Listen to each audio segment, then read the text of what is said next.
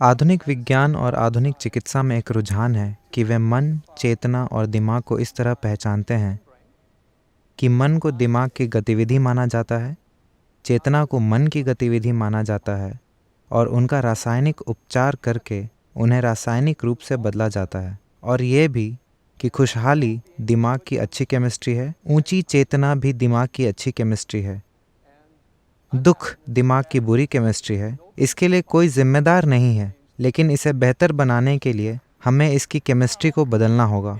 अब योग विज्ञान के अनुसार दिमाग, मन और चेतना तीन अलग अलग चीज़ें हैं, लेकिन वे एक खास स्तर पर संबंधित हैं। तो मैं सद्गुरु जी से यह जानना चाहता हूँ कि दिमाग, मन और चेतना की क्या प्रकृति है और हम दिमाग और मन में फंसे बिना उनका उचित तरीके से कैसे इस्तेमाल कर सकते हैं, और उस चिकित्सा मॉडल के बारे में भी जो दिमाग की केमिस्ट्री से ज़्यादा चेतना पर जोर देता हो। योग विज्ञान में दिमाग जैसा कुछ नहीं होता। दिमाग सिर्फ शरीर है। जैसे दिल है, जैसे जिगर है, वैसे ही दिमाग है। यह भी बस शरीर है। मुझे लगता है कि दिमाग को बहुत ज्यादा बढ़ा चढ़ाकर इसलिए प्रस्तुत किया जा रहा है क्योंकि जैसा कि मैंने सुबह भी कहा था, हमारी शिक्षा प्रणालियां पूरी तरह से तर्क पर आधारित हो गई हैं। हमें लगता है कि तर्क ही सब कुछ है। अब मैं इसे बहुत ही कम शब्दों में कहने की कोशिश करूंगा। जब किसी बहुत ही जटिल चीज को कम शब्दों में कहा जाता है तो उसमें कुछ कमियां रह जाती हैं। अगर आपको कमी नजर आए तो मुझे बताना, वरना ठीक है।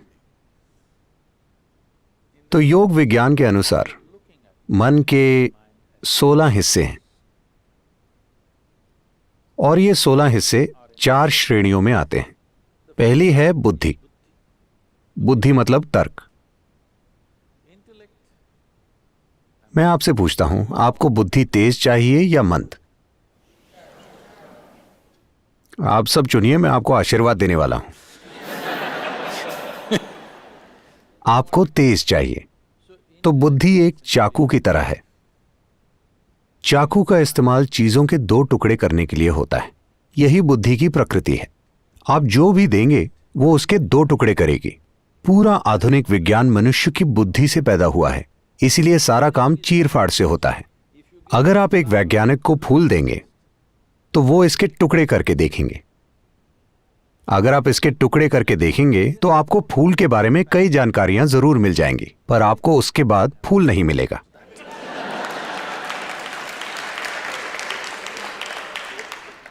अगर अब आपको कुछ वाकई जानना है, मान लीजिए आपको आपकी मां के बारे में जानना है, कृपया उनके टुकड़े मत करना। यह ऐसे काम नहीं करता, क्योंकि जो चीज आप चीर-फाड़ से जान सकते हैं वो जीवन का भौतिक पहलू है। आप जीवन को चीर-फाड़ से नहीं जान सकते। सिर्फ भौतिक चीजों की चीर-फाड़ की जा सकती है। पर अब हम हर चीज जानने के लिए तर्क का इस्तेमाल करते हैं, तो हम 2 टुकड़े करने की कोशिश करते हैं। हम दुनिया को एक करने की, समानता और आत्मज्ञान की बात करते हैं और सब कुछ तर्क से करना चाहते हैं। यह ऐसा है जैसे चाकू का सिलाई के लिए इस्तेमाल करना। अगर आप चाकू से कुछ सिलेंगे तो आप उसके टुकड़े कर देंगे। तो हम ये देख रहे हैं कि हम किसी चीज के बारे में जितना ज्यादा ज्ञान इकट्ठा करते हैं, गलतफहमी और सत्य से दूरी उतनी बढ़ती जाती है। इसीलिए नहीं कि जानकारी बुरी है, पर इसीलिए क्योंकि हम चाकू से सिलने की कोशिश कर रहे हैं। तो तर्क एक चाकू की तरह है। इसे तेज होना चाहिए। यह जीवित रहने का औजार है। अगर आप में चीजों में फर्क करने का तर्क नहीं होता तो आप इस धरती पर जिंदा नहीं रह पाते। यह बहुत ही जरूरी है। लेकिन यह सिर्फ आपको जिंदा रख सकता है, पर यह तब तक काम नहीं कर सकता जब तक कुछ मात्रा में याददाश्त ना हो। अगर आपकी सारी याददाश्त मिटा दी जाए तो इससे फर्क नहीं पड़ता कि आपका भौतिक स्तर कितना है। अगर आपकी सारी याददाश्त चली जाए तो आप अचानक मूर्ख लगने लगेंगे। आप शायद तब भी बुद्धिमान हो, पर आप मूर्ख लगने लगेंगे। भारत में यह हमेशा होता है। लोग ग्रामीण और शहरी बच्चों को साथ बिठाकर उनका टेस्ट लेते हैं, सिर्फ इसलिए कि शहरी बच्चे के पास ज्यादा जानकारी है तो वो स्मार्ट लगता है। गांव का बच्चा मूर्ख लगता है, लेकिन आप उन्हें वास्तविक स्थिति में रखें तो आप देखेंगे कि वो ज्यादा स्मार्ट निकलेंगे, क्योंकि उनकी बुद्धि पूरी तरह से सक्रिय है। तो तर्क तभी समझदार लगता है जब आप उसे बहुत सी जानकारी का सहारा देते हैं। इसीलिए इंफॉर्मेशन टेक्नोलॉजी का इतना महत्व है और हर कोई जानकारी को लेकर पागल हो रहा है। वो केवल वक्त बर्बाद करने के लिए फोन में नहीं देखते रहते। उसकी वजह है कि सिर्फ उन्हीं छोटी छोटी जानकारियों के सहारे ही वो अपने समाज में, दोस्तों के बीच स्मार्ट नजर आते हैं। सिर्फ जानकारी होने पर ही वो स्मार्ट नजर आते हैं, उसके बिना वो कुछ स्मार्ट नहीं कर सकते। मैं आपको एक उदाहरण देता हूं। हमारे यहाँ 2 तरह के स्कूल हैं। एक स्कूल आधुनिक है और वहां 30% बच्चे अमेरिका से भारत पढ़ने आते हैं, और दूसरा स्कूल पूरी तरह से पारंपरिक है। वहां हम उनको योग, शास्त्रीय नृत्य, शास्त्रीय संगीत, कलरीपायट्टू, जिससे सभी मार्शल आर्ट्स पैदा हुए हैं, संस्कृत और अंग्रेजी भाषाएं सिखाते हैं। उनको किसी तरह का शैक्षिक ज्ञान नहीं दिया जाता। ये कुछ साल पहले की बात है। सारे छोटे बच्चे हाथ धोने के लिए भागे। नल इतनी ऊंचाई पर है, 6 से 7 साल के बच्चे वहां तक पहुंच नहीं पाते। तो आधुनिक स्कूल के सारे बच्चे वहां जाकर बहुत सभ्यता से खड़े होकर इंतजार कर रहे थे कि कोई शिक्षक या कोई और आकर बेंच रखे जिस पर चढ़कर वो हाथ धोएंगे। और ये दूसरे बच्चे दौड़े, बड़े बच्चे नीचे झुके, छोटे बच्चे उन पर चढ़े और हाथ धोकर भाग गए।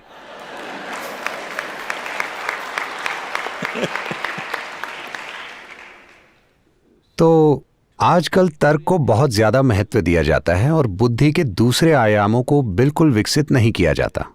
तो मन के अगले आयाम को अहंकार कहते हैं, जिसे हमने पूरी तरह से नजरअंदाज कर दिया है। कई लोग अहंकार को ईगो समझते हैं, लेकिन ऐसा नहीं है। अहंकार मतलब पहचान। आपकी पहचान किस आधार पर बनी है? क्योंकि तर्क मुख्य रूप से उस पहचान की रक्षा करने का साधन है जो आपने अपने लिए बनाई है।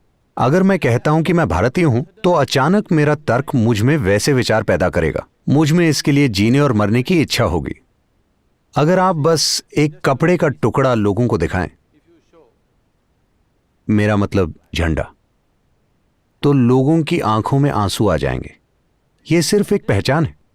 अगर वो कहीं और रह रहे होते और आप वहां का झंडा दिखाते, तब भी यही होता। भारत और पाकिस्तान में यह आसानी से नजर आता है, क्योंकि ये एक ही देश था, पर अचानक किसी ने रेखा खींच दी और सारी भावनाएं जैसे काम करती हैं वो अद्भुत है, सिर्फ इसलिए क्योंकि आपने इसके या उसके आधार पर अपनी पहचान बनाई है। तो तर्क एक साधन है जो आपकी पहचान की रक्षा करता है। पहचान वो साधन है जिसकी वजह से तर्क एक निश्चित तरीके से काम करता है। निश्चित तरीका मतलब, मान लीजिए आप सिर्फ इस एक व्यक्ति यानी मैं के रूप में अपनी पहचान बनाते हैं, तो आपकी बुद्धि हर वक्त सिर्फ आपका बचाव करने का प्रयास करेगी, हर वक्त बस यही करेगी। अब अगर मैं ये कहूं कि मेरा परिवार मेरी पहचान है, तो आपकी बुद्धि उसका बचाव करने की पूरी कोशिश करेगी। ये समुदाय, जाति, धर्म, देश कुछ भी हो सकता है।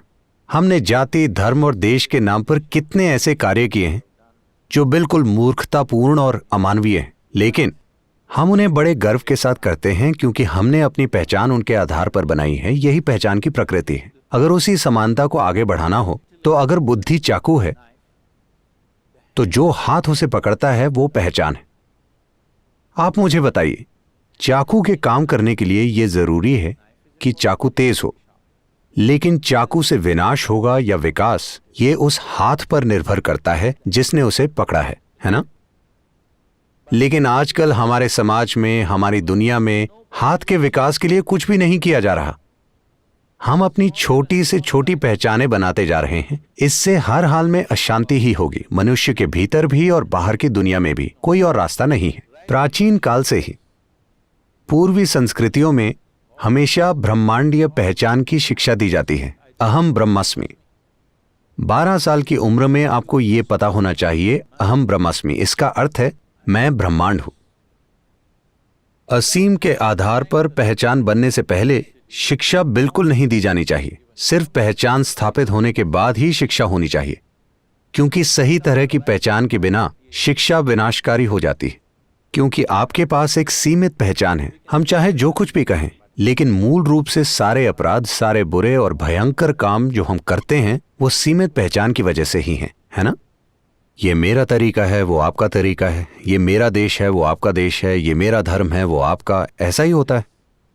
पहचान का विकास किए बिना ही हम चाकू को तेज बना रहे हैं। हमारा हाथ अस्थिर है, पर हम चाकू को तेज बना रहे हैं और याददाश्त से उसे शक्तिशाली बना रहे हैं। तो मन के अगले आयाम को मनस कहते हैं। ये याददाश्त का संग्रह है। यहां याददाश्त के 8 आयाम हैं। इसमें पंच तत्वों की याददाश्त, परमाणु के स्तर पर याददाश्त, विकास संबंधी याददाश्त, कर्मों की याददाश्त, सचेतन की याददाश्त, अचेतन की याददाश्त, स्पष्ट याददाश्त, अस्पष्ट याददाश्त, ऐसी ही याददाश्त की कई सारी अवस्थाएं हैं। जैसे हमने पहले ही चर्चा की थी, इस शरीर में हर उस चीज की याददाश्त है जो इस ग्रह पर हुई है। अगर हम पर्याप्त ध्यान दें तो हम सिर्फ इसे देखकर ही जान सकते हैं कि जीवन का विकास कैसे हुआ है। सिर्फ 150 साल पहले चार्ल्स डार्विन ने इस ग्रह के जीवन का अध्ययन किया और जीवन के विकास के बारे में बताया था। But over 15,000 years ago, Adi Yogi spoke about how life evolved. लेकिन आदि योगी ने 15,000 साल पहले ही इसके बारे में बात की थी। उन्होंने पहले ही कहा था, लगभग हर भारतीय ये जानता है लेकिन सचेत नहीं है, 10 अवतार हैं। आप ये सब काफी पढ़ रहे होंगे। पहला अवतार मछली या पानी के जीव, फिर जल स्थल चर जीव, फिर स्तनधारी जीव, फिर आधा मनुष्य आधा जानवर, फिर बौना मानव, फिर पूर्ण विकसित लेकिन क्रोधी मानव, फिर शांतिपूर्ण मानव, फिर प्रेममय मानव, उसके बाद ध्यानमय मानव और आखिर में दिव्यदर्शी मानव होने की मान्यता है। ये किसी एक आदमी की कहानी नहीं है, ये इस ग्रह के जीवन के विकास की कहानी है। तो 15,000 साल पहले किसी ने ये माइक्रोस्कोप से देखकर नहीं बल्कि अपने भीतर देखकर बताया था, क्योंकि विकास की पूरी कहानी यहां लिखी है। योग विज्ञान इसी पर केंद्रित है कि याददाश्त के अलग अलग आयामों को कैसे सक्रिय करें, क्योंकि अगर आपकी याददाश्त सीमित है तो आप हर हाल में बचकाने काम करेंगे। अगर आपका तर्क बहुत ज्यादा काबिल हो जाता है तो यह बहुत जरूरी है कि आपकी पहचान ब्रह्मांडीय हो, असीमित पहचान हो और आपकी याददाश्त इस तरह से विकसित हो कि उसके सारे आयाम सक्रिय हों। ये तीनों एक निश्चित तरीके से काम करते हैं। कुछ लोगों ने इसे खास तरीकों से विकसित किया है, लेकिन ज्यादातर ये अस्त व्यस्त ही हो रहा है। तर्क बहुत ज्यादा है और बाकी चीजों को बहुत कम महत्व दिया जा रहा है। बुद्धि के चौथे आयाम को चित्त कहते हैं। ये बुद्धि का वो आयाम है जो याददाश्त से प्रभावित नहीं होता।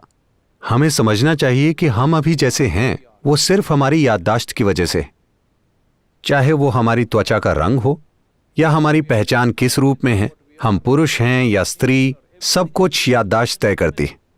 हमारे अंदर जो याददाश्त मौजूद है वही सारे पहलू तय करती है। मैं एक मनुष्य हूं या कोई और प्राणी, ये भी याददाश्त तय करती है।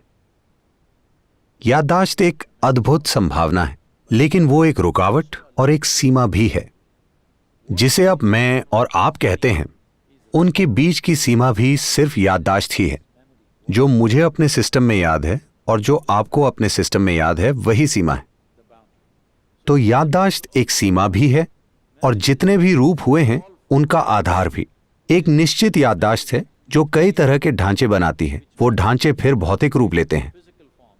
हम अभी जिस तरह हैं और जैसा हमने रूप लिया है वो उस बुनियादी याददाश्त की वजह से ही है। ये याददाश्त कभी भ्रमित नहीं हुई।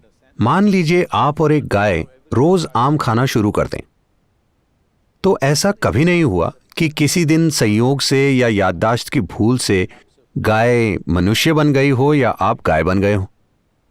आप दोनों एक ही तरह का भोजन खाएं, लेकिन ऐसा कभी नहीं होगा, क्योंकि याददाश्त बहुत मजबूती से स्थापित है और ये कई स्तरों पर है। हम याददाश्त के 8 अलग आयामों की बात कर रहे हैं, लेकिन चित्त में कोई याददाश्त नहीं होती। याददाश्त नहीं है तो सीमा भी नहीं है। वो बुद्धि जिसकी कोई सीमा नहीं है। योग संस्कृति में इसे शरारती तरीके से व्यक्त किया गया है। This we say, if you touch your chitta, God will become your slave. हम कहते हैं अगर आप चित्त को स्पर्श कर लें तो ईश्वर आपके गुलाम बन जाएंगे, क्योंकि अगर आपकी बुद्धि असीमित है तो सब कुछ आपकी पहुंच में होगा। ये बहुत महत्वपूर्ण है, क्योंकि आपको समझना चाहिए कि ऐसा पहली बार हुआ है। पहली बार हमारी जीवित रहने की प्रक्रिया इतने बेहतरीन तरीके से व्यवस्थित है। पहली बार मनुष्यों के पास इतना समय है कि वो चीजों पर ध्यान दे सकें, वरना भोजन का प्रबंध करने में ही 24 घंटे लग जाया करते थे। संपन्न समाजों में हम फिर से वही पुरानी चीजें कर रहे हैं। जैसे कि आपने बताया, मोंटाना में किसी को 3 काम करने पड़ते हैं। जब यहां इतनी सारी जमीन है तो आपको भोजन के लिए काम पर जाने की क्या जरूरत है, क्योंकि आपको भोजन वॉलमार्ट से खरीदना है। मेरा मतलब, हमने सारी परिस्थिति को टेढ़ा मेढ़ा कर दिया है। पहली बार जीवन चलाने के लिए, उदाहरण के लिए, आज आप सुपर स्टोर जाएं, जो भी आपकी 1 साल की जरूरत हो वो सारी चीजें खरीद लें और 1 साल तक घर से बाहर ना निकलें।